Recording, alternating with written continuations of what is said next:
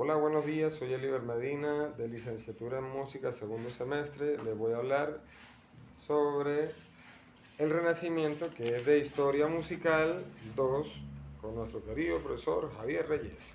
Así que bueno, vamos a hablarle aquí de a qué denominamos el Renacimiento. Vamos a hablar sobre el Renacimiento que nació en Italia en los siglos XIV y XVI nació en Italia y se extendió en toda Europa, ¿sí?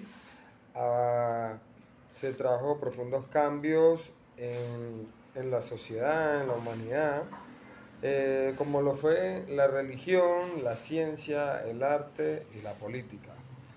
En este periodo se tenía como fin el resurgimiento de la cultura grecorromana antigua.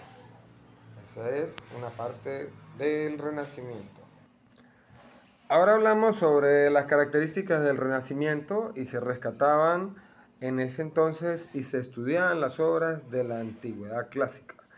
También se habla del antropocentrismo que domina las artes, que domina la figura humana. O sea, ya ellos no pensaban en que Dios era prioridad, sino el ser humano era el primero en todas las cosas.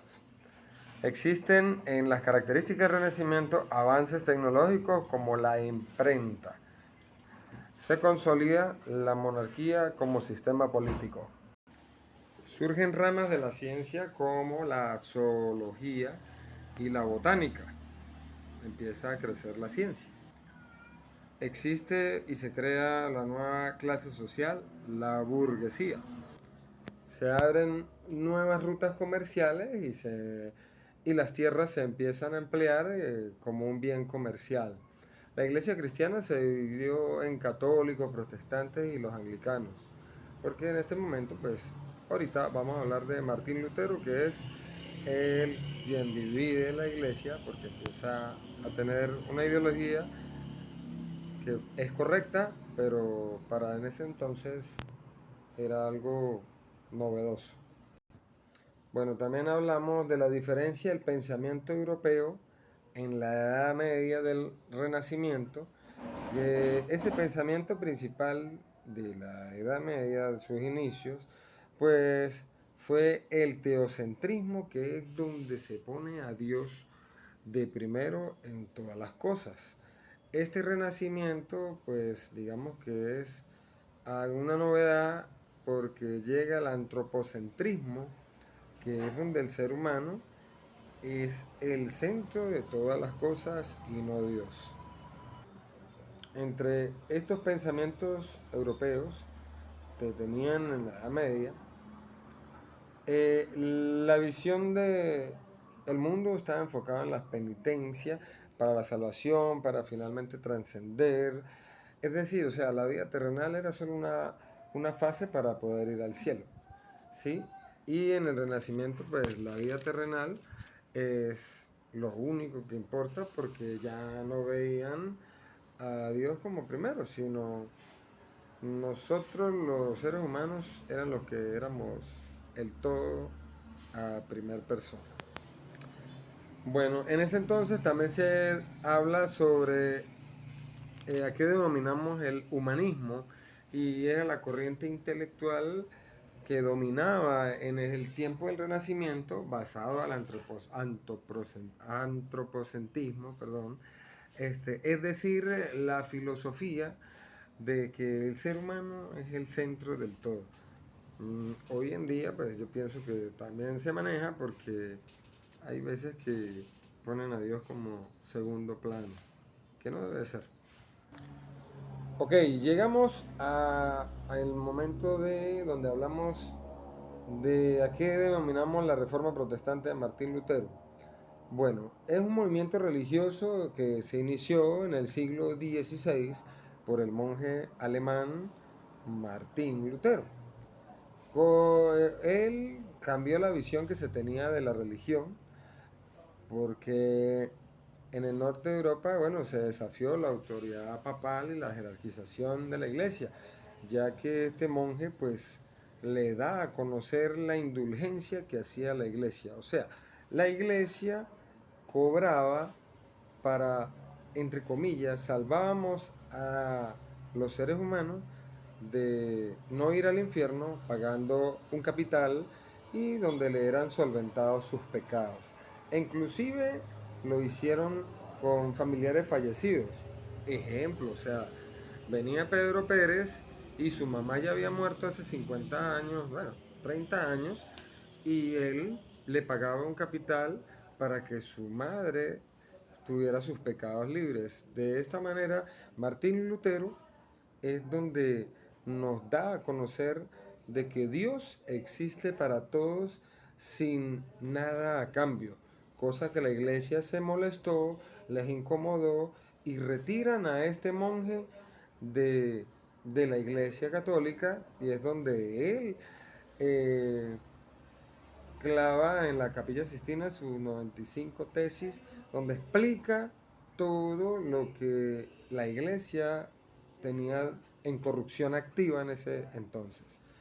Esa más o menos es la historia de Martín Lutero, un gran luchador de que todo el pueblo en ese entonces estuviera consciente de que Dios existe para todos sin nada a cambio. De las características generales de la música en el Renacimiento había relación entre la música y el texto. Es decir, o sea, la música reflejaba sentimientos en las emociones. También hubo un aumento en el uso de instrumentos, ya que se empezó a componer música instrumental y bueno, se agregaron nuevos sonidos para la música que se creaba en ese momento.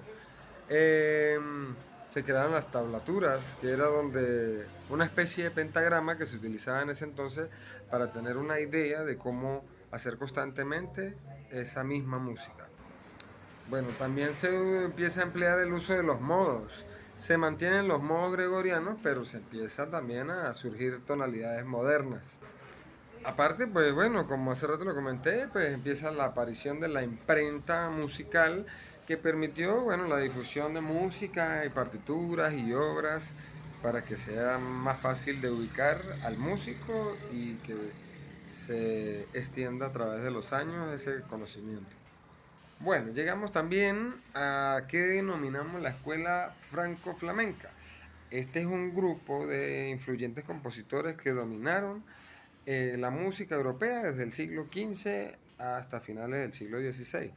Ellos vienen de Bélgica, de Holanda y esa importancia pues radica en las principales compositores de la música del Renacimiento. De las características principales que presenta la escuela flamenco, pues se desarrolla una forma polifónica, imitativa, se emplea las técnicas que usaron también, que fue la contrapuntista, sus obras resaltaban los canos, también empleaban la famosa pintura de palabras que era para la música reflejar un significado de texto. Predomina la articulación correcta en cada una de las frases cantadas y se desarrolla la misa de paráfrasis y la misa de parodia. También le vamos a hablar ahora de la contraparte a Martín Lutero, que viene la Contrarreforma Católica, que es ese movimiento de renovación espiritual y reorganización que emprendió la Iglesia para, bueno, ese tiempo que también era el siglo XVI, como una respuesta a la reforma protestante de Martín Lutero, a ver si lograban otra vez atraer al público a la Iglesia Católica. Bueno, ahora también le vamos a hablar de las características del Ars Nova, que es un estilo musical que floreció en Francia y sus alrededores durante la Baja Edad Media. En latín, arte nuevo. En estas características pues tenemos la notación musical, que se introdujeron nuevas formas también de notación para la mayor precisión de los ritmos, la duración, o sea, la complejidad rítmica, de que se desarrollan ritmos más fuertes. La polifonía también que implica la combinación de múltiples líneas melódicas y bueno, estos son parte del Ars Nova. Bueno, ahora también hablamos ¿Qué es la ópera? Bueno, la ópera en sí, pues es, digamos, es el arte donde teatral, donde se canta y se mezcla la escenografía, la actuación, la orquesta sinfónica o un grupo de ensambles que se realiza el fondo musical, que esto todo unido es lo que se llama la ópera. Bueno, también le voy a decir de que existieron compositores renacentistas muy buenos y bueno, entre estos yo considero Claudio Monteverdi, italiano, Tomás Luis de Victoria, Orlando Di Lasso, Josquin de Prez, que era el francés, y todos ellos fueron grandes compositores de la música de ópera y del Renacimiento. Bueno, sin más que mencionar, pues me despido. Eliber Medina, un placer que lo hayan disfrutado.